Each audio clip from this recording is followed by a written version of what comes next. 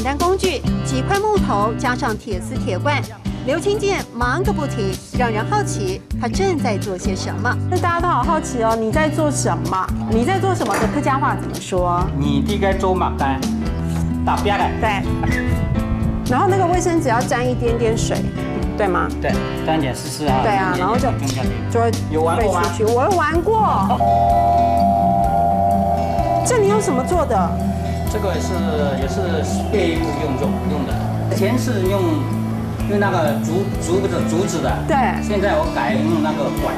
举一反三，运用生活中随处可见的材料，刘清健废物利用，研究出传统铜碗的改良版，不用设计图，一切全靠想象力。小时候就是不爱读书，都爱玩，什么东西都爱玩，要玩什么就做什么玩。笑说自己不爱读书，却成了铜碗达人。改良版的竹蜻蜓，铁罐做成的波浪鼓，还有惟妙惟肖的米格机，轻轻拉动绳子，螺旋桨转个不停，也转出无限回忆。你最满意的是哪一个？每一个都满意啊。踩着高跷，刘清健玩得不亦乐乎。童心未泯的他，还要让更多人体验传统铜碗的乐趣。你该做马鸡。